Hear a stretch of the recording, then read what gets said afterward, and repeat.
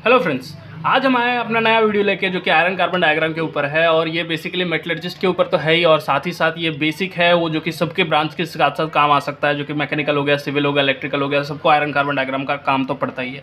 तो basically iron carbon diagram है क्या, पहले हम ये जानते हैं। तो आयरन कार्बन डायग्राम बेसिकली एक ग्राफिकल रिप्रेजेंटेशन है। ये देख रहे हैं आप, ये एक पूरा ग्राफिकल रिप्रेजेंटेशन है जो कि आयरन और कार्बन का फेज बताता है डिफरेंट टेम्परेचर और डिफरेंट कार्बन कंपोनेंट पे। समझ गए? एक आयरन कार्बन डायग्राम एक ग्राफिकल रिप्रेजेंटेशन है जो कि बताता है हमको डिफरेंट फेजेस, डिफरेंट टेम्परेचर और डिफरेंट कार्बन कंपोनेंट पे। तो फिगर में आप देख सकते हैं, और इतना देख रहे हैं ना आप, इतना घबराने की जरूरत नहीं है, इतना कॉम्प्लेक्स है। इसको जब मैं समझाऊंगा तो बहुत ही ईजी है। इसको बताने का भी मैं आपको आइडिया, बनाने का भी आइडिया बता दूंगा, जो कि आपको वीडियो के बाद बहुत ही ईजी लगने वाला है। तो वीडियो को बिना स्किप किए लास्ट तक देखिए। चलिए शुरू करते हैं। इसमें हम देख रहे हैं कि ये दो वर्टिकल एक्सिस है, एक वर्टिकल एक हॉरिजॉन्टल एक्सिस है, जिसको एक्स एक्सिस और वाई एक्सिस कहेंगे। तो बेसिकली ये जो एक्सिस है ये हमारा टेम्परेचर का बता रहा है। यहाँ पे आप देख सकते हैं कुछ टेम्परेचर लिखे हुए हैं, 0 डिग्री सेल्सियस, 400 डिग्री सेल्सियस, 600, 910, 1400, 1495, 1539। तो बेसिकली ये जो 1539 है ना दोस्तों, ये आयरन कार्बन डायग्राम का बेसिकली आयरन का मेल्टिंग पॉइंट बताता है।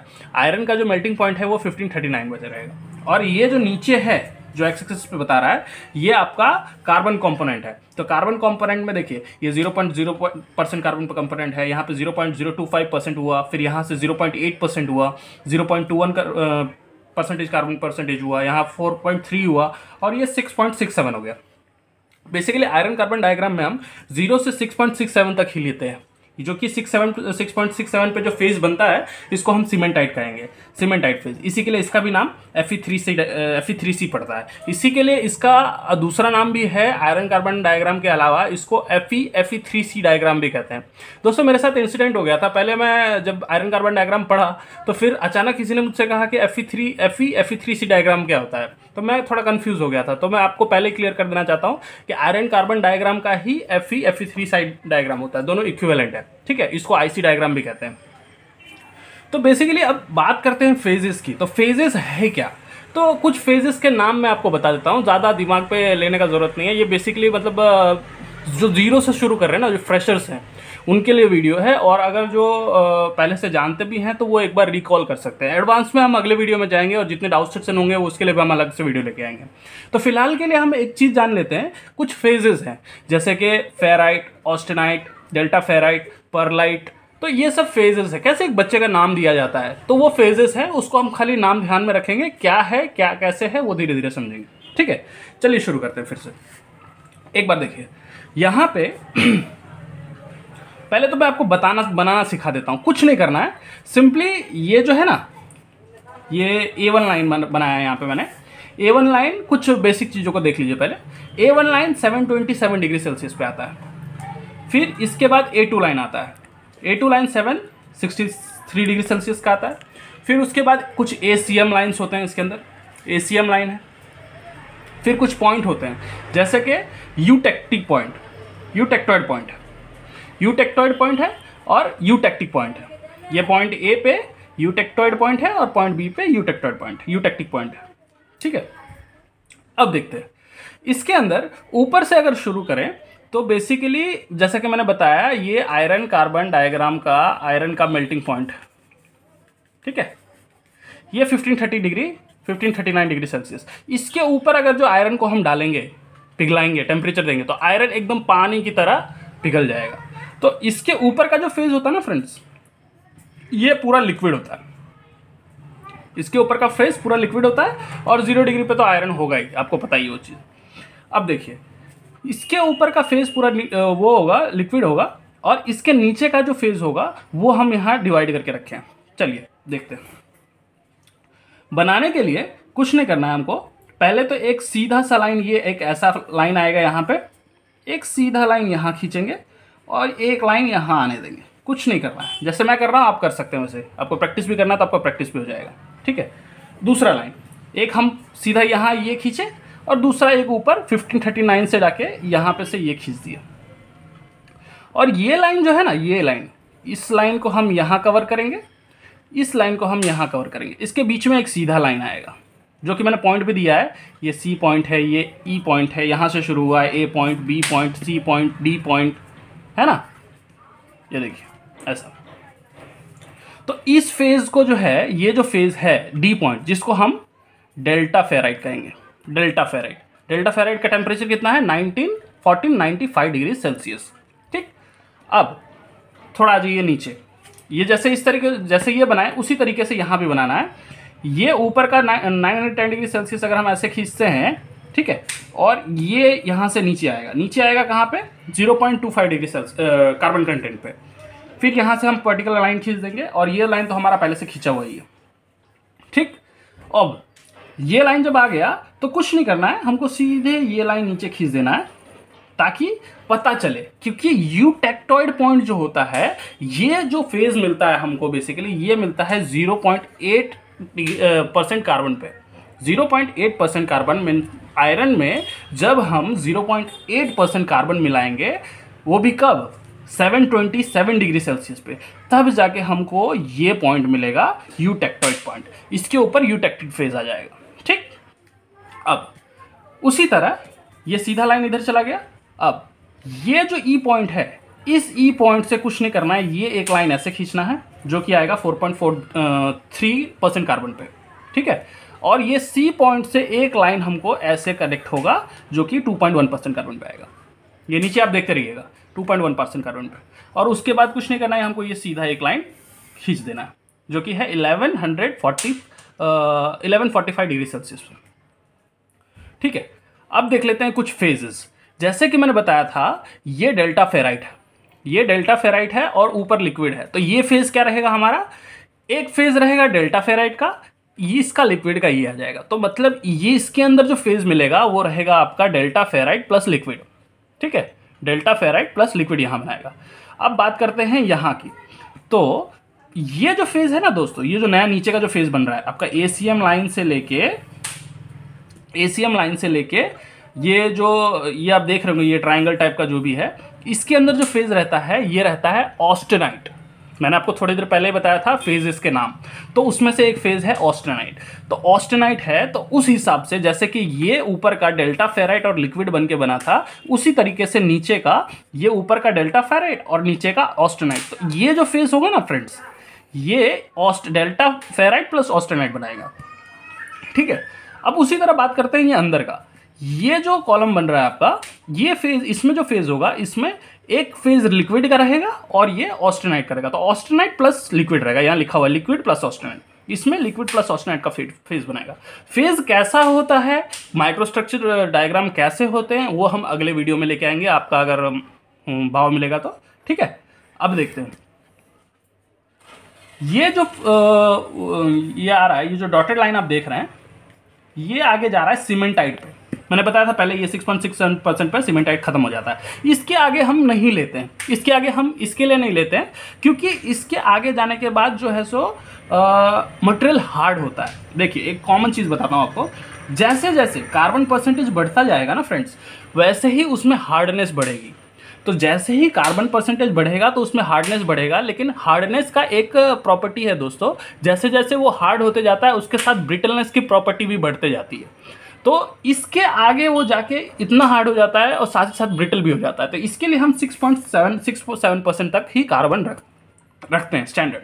तो इसके लिए डॉटेड लाइन बताया। तो इसका भी फेज देख लेते हैं। जैसे यहाँ लिक्विड और ऑस्टेनाइट था, उसी तरीके से यहाँ पे ऊपर का लिक्विड आएगा फेज, और ये साइड का जो सीमेंटाइट है तो वो सीमेंटाइट फेज रह जाएगा। इसके लिए लिक्विड प्लस सीमेंटाइट फेज इसको कहेंगे। चलिए सर, तो फ्रेंड्स हमारा यहाँ तक हो चुका है लिक्विड प्लस सीमेंटाइट पर। अभी आ जाते हैं थोड़ा नीचे के फेज पे। तो ये एसीएम लाइन से जो ये फेज जो है, इतना एरिया, ये पोर्शन आपका क्या कहलाएगा। देखिए ये यहाँ का ऑस्टेनाइट, जैसे कि ऊपर जैसा बता रहा था, ये ऑस्टेनाइट है और ये सीमेंटाइट है। तो यहाँ पे जो बनेगा वो ऑस्टेनाइटिक प्लस सीमेंटेटिक फेज बनेगा, austenite phase plus cementite phase. अच्छा, आगे चल के इसको थोड़ा और एडवांस करते हैं, थोड़ा सा, ज़्यादा नहीं, अगले वीडियो में हम ज़्यादा एडवांस में लेके आएंगे। लेकिन अभी के लिए जब ऑस्टेनाइट और सीमेंटाइट मिलता है तो उसको हमने नया नाम दिया है, वो बन जाता है लेडेबोराइट। तो इस फेज में जो रहेगा वो ऑस्टेनाइट प्लस सीमेंटाइट, या तो ये कह लीजिए या फिर कह लीजिए लेडेबोराइट। इसके अंदर भी सेकेंडरी टर्शरी सब आता है, वो हम देखेंगे आगे चल। ठीक है। तो फिलहाल के लिए इतना समझ लीजिए, इसका ऑस्टेनाइट और इसका सीमेंटाइट जो कि मिलके बन जाएगा लेडेबोराइट। तो इस एरिया में हमको ऑस्टेनाइट प्लस लेडेबोराइट बनेगा, ठीक है। अब नीचे जो आ जाएंगे तो इसके अंदर देख रहे हैं आप, पहले आता है परलाइट फेज। परलाइट ये देखिए, ये जो है ना, ये जो बता रहा है आपको फेराइट फेज है यहाँ पे, इस पॉइंट पे, ये जो 0.025% है इसके अंदर फेराइट है। तो पहले इसको देख लेते हैं। तो जैसे कि ये फेराइट है तो इस फेज के अंदर austenitic phase plus ferrite phase मिलेगा, ठीक है। ये जो पोर्शन है आपका, इसके अंदर जो है सो ऊपर का ऑस्टेनाइट, इधर का फेराइट, ओके। ये फेज भी आपका कवर हो गया। अब ये आ जाते हैं, ये नीचे का जो इतना बचा हुआ है ना दोस्तों, इसके अंदर बेसिकली अगर देखा जाए तो कुछ नहीं है, यहाँ का फेराइट जो कि ये देख सकते हैं आप, और यहाँ का सीमेंटाइट, ठीक है। फेराइट प्लस सीमेंटाइट कहा जाएगा इसको, अगर ये पूरे एरिया को देखा जाए। थोड़ा सा और अंदर थोड़ा अगर चला जाए इसके अंदर, तो ये जो पोर्शन है इस फेज के अंदर परलाइट और फेराइट पाया जाता है। आपको मैं बता दूं जनरल इन्फॉर्मेशन के लिए, परलाइट जो है ना सबसे सॉफ्टेस्ट फेज आता है, सारे फेज में सबसे सॉफ्टेस्ट फेज आता है परलाइट, ठीक है। और इस फेज के अंदर आपको मिल जाएगा परलाइट प्लस फेराइट।